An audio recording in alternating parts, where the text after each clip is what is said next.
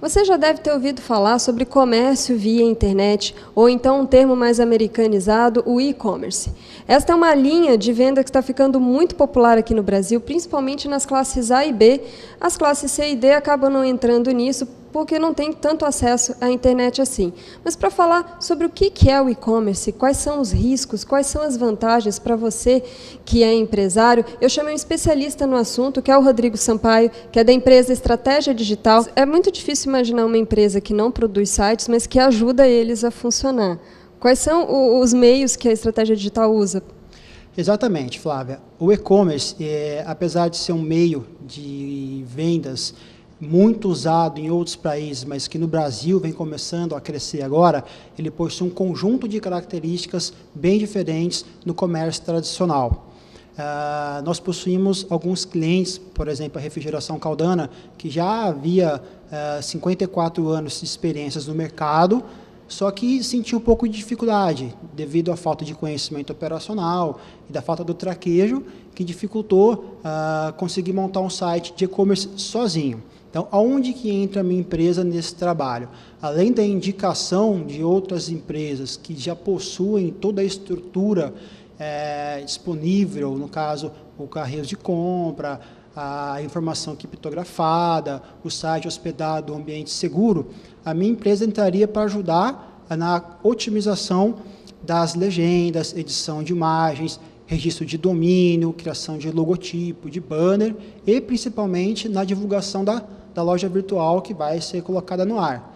Inclusive aqui no meu site, para quem tiver interesse, pode dar uma olhadinha na própria seção do e-commerce, que há uma descrição mais resumida das atividades que a gente desenvolve. Tá? Então, basicamente, são 3 áreas de atuação: na fase da estruturação da loja, na fase da divulgação da loja e, por fim, na fase da mensuração dos resultados, que é para entender aonde que a gente está conseguindo mais resultados, quais são os pontos falhos da empresa e onde que a gente consegue trabalhar e adaptar os conceitos do marketing para garantir que as vendas realmente aconteçam.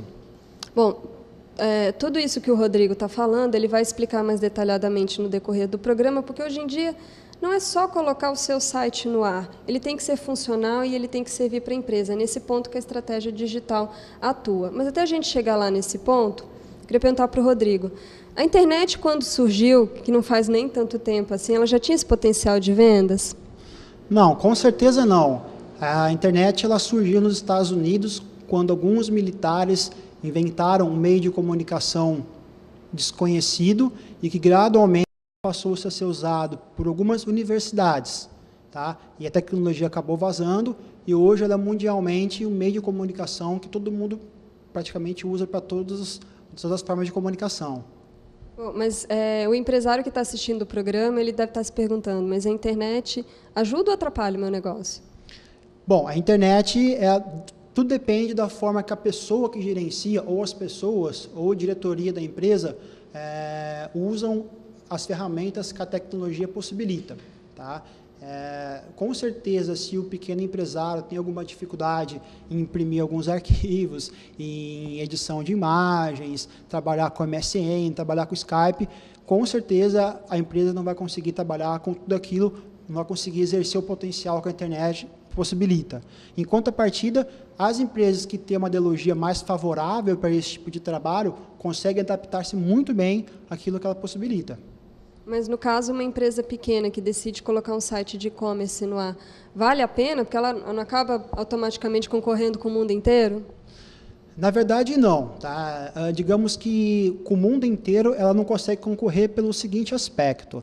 Se o público-alvo dela é um público regional, não tem por que ela divulgar a sala virtual dela para outros estados, outras cidades, eventualmente para outros países.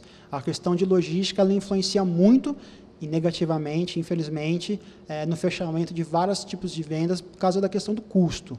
Agora, em contrapartida, a internet ela possibilita que empresas pequenas, desde que tenham um site bem estruturado, que tenham atendimento tanto antes da venda como no pós-venda, que consigam entregar os seus produtos no prazo, que tenham a qualidade em relação ao serviço de saque, atendimento a críticas, enfim, possibilita que essas empresas que eventualmente não têm uma estrutura tão grande quanto no mercado convencional, briguem, digamos, com as mesmas armas do que as grandes empresas que já possuem estrutura grande no mercado convencional também. Agora a pergunta trivial. Como escolher o melhor profissional para fazer o seu site, ou no caso da sua empresa, até para prestar consultoria?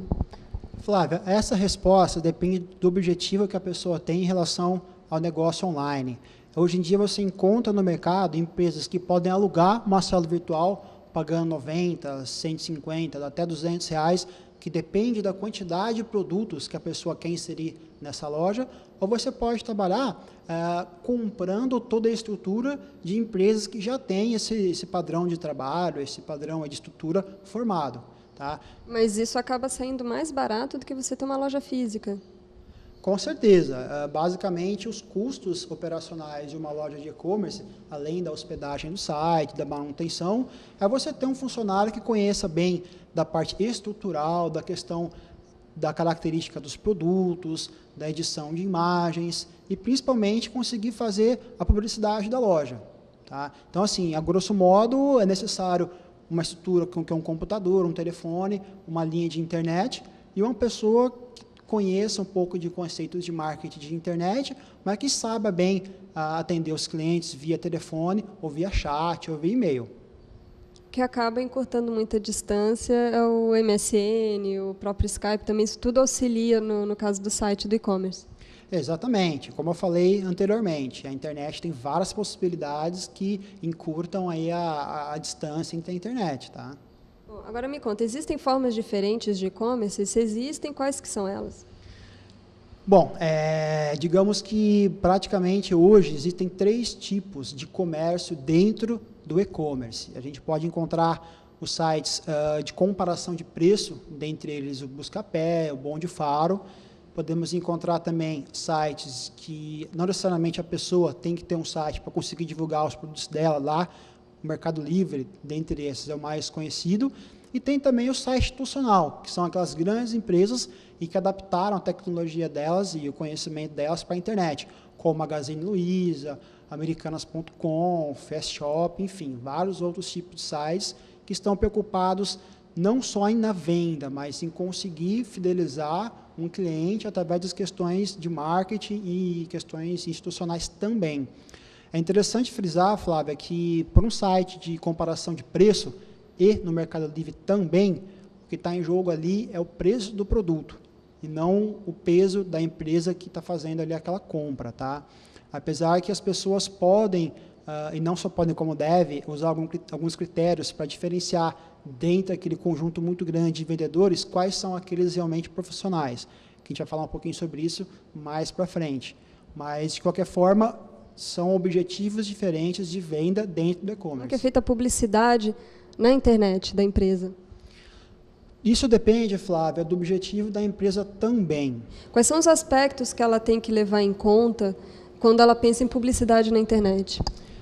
É interessante levar em consideração, Flávia, que a empresa, quando vai começar a atividade na internet, ela não tem conhecimento detalhado sobre o perfil do público-alvo que ela está procurando.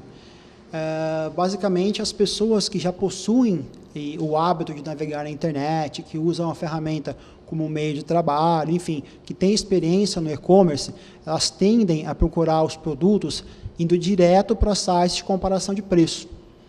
Porém, no Brasil, ainda nós encontramos as pessoas que estão começando a conhecer essa tecnologia e elas tendem a procurar informações em sites institucionais.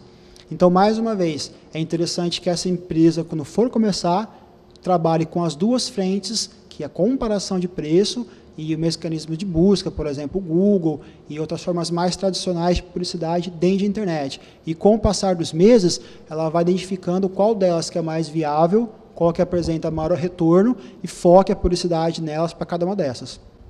E o retorno do cliente via internet ele é mais rápido? Sinceramente, eu não sei se há estatísticas que comprovem isso. Eu, particularmente, eu acho que sim, por convicção minha.